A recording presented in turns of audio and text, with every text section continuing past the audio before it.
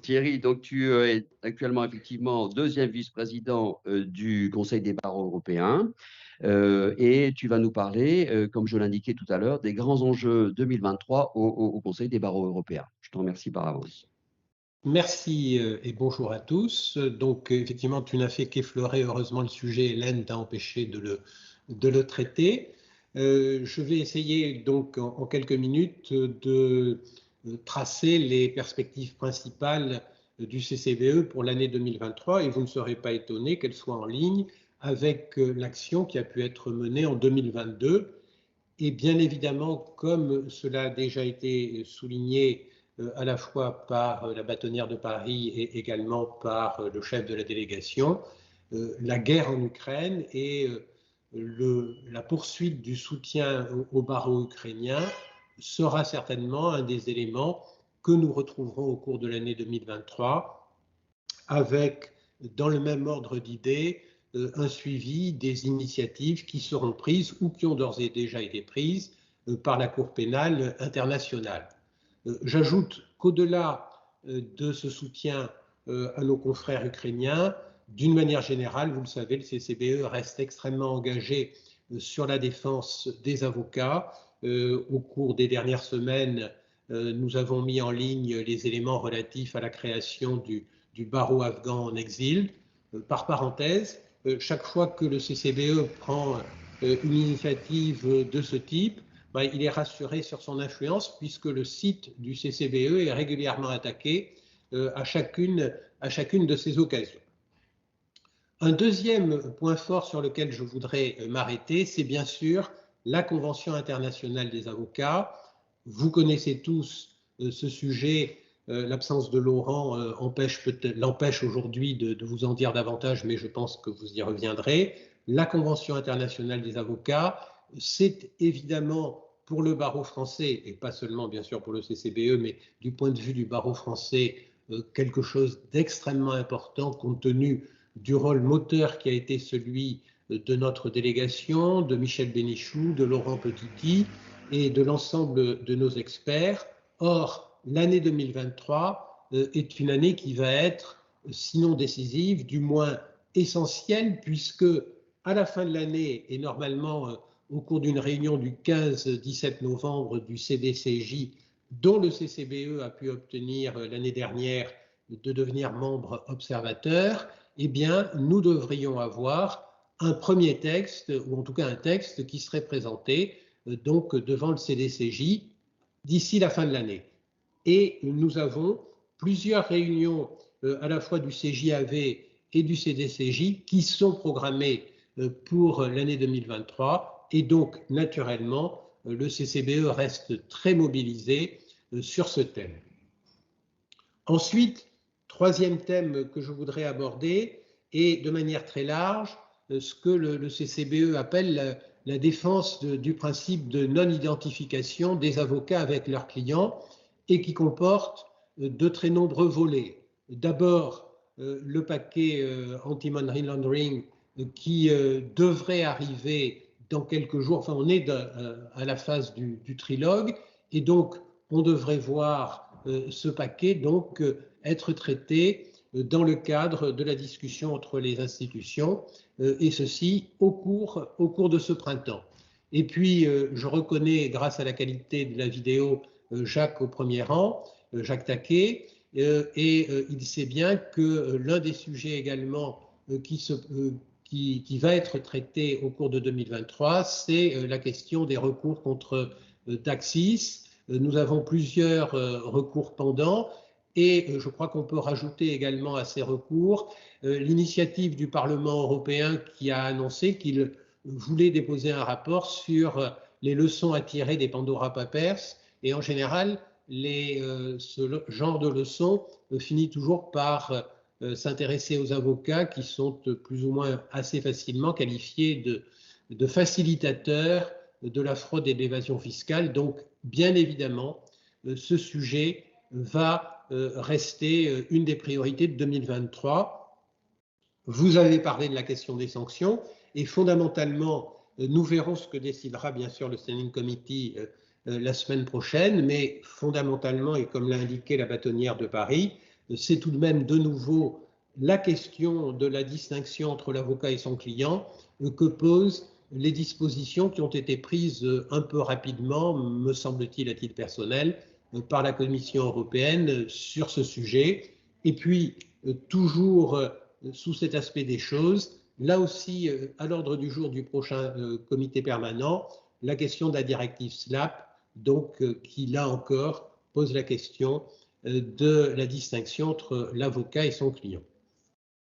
Voilà, moi, ce troisième sujet qui me paraît comporter de nombreux aspects et vraiment pouvoir nourrir la réflexion au cours de cette année. De manière, sinon, disons plus prospective peut-être, j'espère et nous espérons que notre comité environnement va continuer à travailler, qu'il va avancer sur le programme qu'il s'est donné pour cette année, c'est-à-dire la question de l'empreinte carbone de l'avocat, et je pense qu'incontestablement, les questions liées à l'environnement vont, à la fois pour l'année prochaine et pour les prochaines années, faire partie de nos priorités, également en tant qu'institution. Bertrand a rappelé tout à l'heure la réflexion sur les modes de travail et les modes de réunion. Évidemment, il faut également la mettre en relation avec la question de l'empreinte carbone de l'organisation elle-même.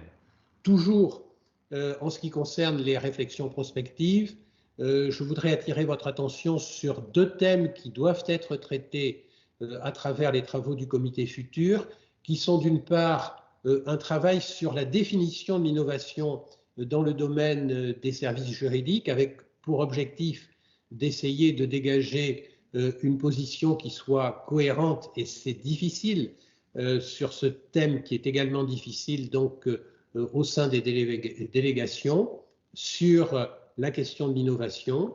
Et puis, on en a déjà discuté au sein de la commission prospective du Conseil national des barreaux, il y a le thème émergent de l'attractivité de la profession d'avocat, puisque apparemment, la question de l'attractivité se pose désormais aujourd'hui dans un certain nombre de pays d'Europe, dont la France d'ailleurs, et bien entendu, c'est un sujet auquel le CCBE va s'intéresser.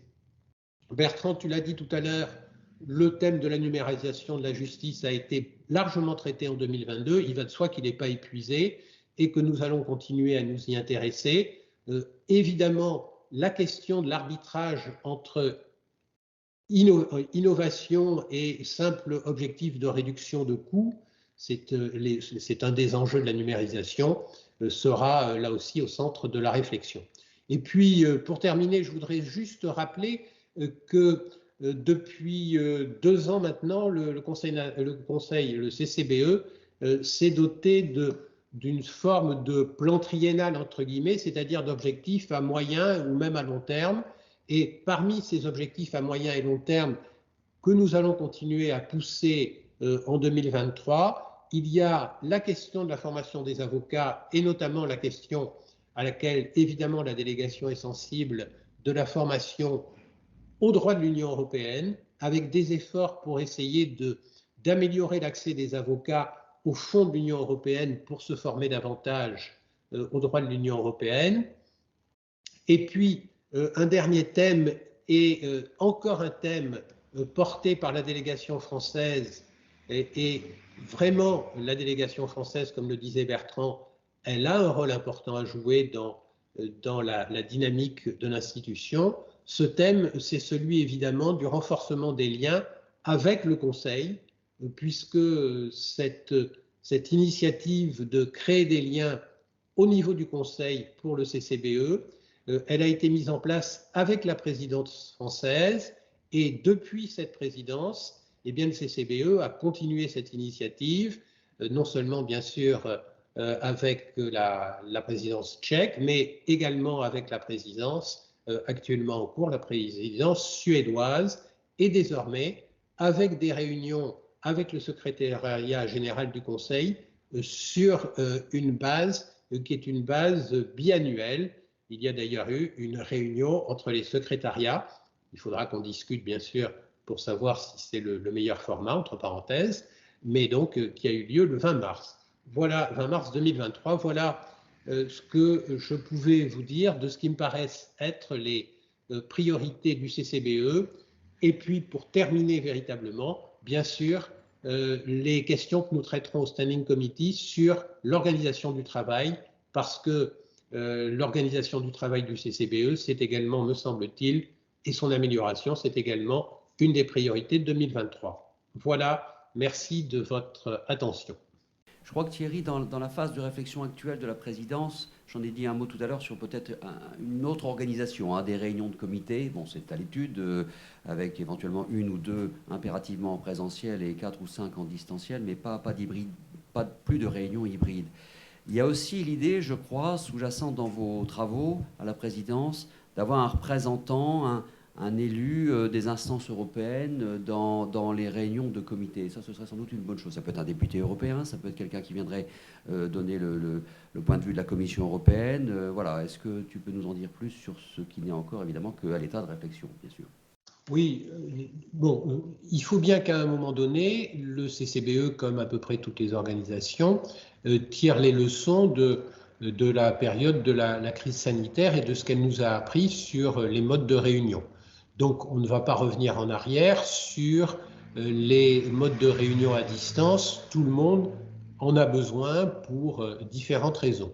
En revanche, ce que l'on a identifié, c'est clairement le caractère médiocre des résultats obtenus par des réunions hybrides pour toutes sortes de raisons. D'ailleurs, si ça vous amuse de connaître tous les inconvénients des réunions hybrides, vous demandez à ChatGPT-4 et il vous fait une liste qui est tout à fait convaincante des défauts des réunions hybrides. Donc, je ne vais pas le faire à la place de la machine. Et ensuite, il nous reste les réunions dites en présentiel ou les réunions avec déplacement physique. Et celles-là, on voudrait qu'elles aient une véritable valeur ajoutée, que pour ceux qui y participent et qui font l'effort, et ça commence par les experts, parce que c'est quand même eux avant tout qu'on veut faire venir, donc c'est vous qu'on veut faire venir à ces réunions, parce qu'on n'a pas suffisamment de présence physique aux réunions de la part des experts. Ouais, il faut qu'elles aient une valeur ajoutée et qu'elles aient un intérêt particulier, à la fois pour ceux qui y participent, mais aussi qu'elles puissent avoir un intérêt pour l'organisation. Et en clair, que le fait d'inviter un membre d'une direction, des députés, etc., à nos réunions de travail, aux réunions des comités, c'est à la fois une manière de nourrir la réflexion, mais c'est aussi un outil de lobbying pour que les représentants européens, soit du Parlement, soit de la Commission, puissent être le plus fréquemment possible en contact avec l'organisation. Voilà un petit peu les idées qui sont derrière cette proposition.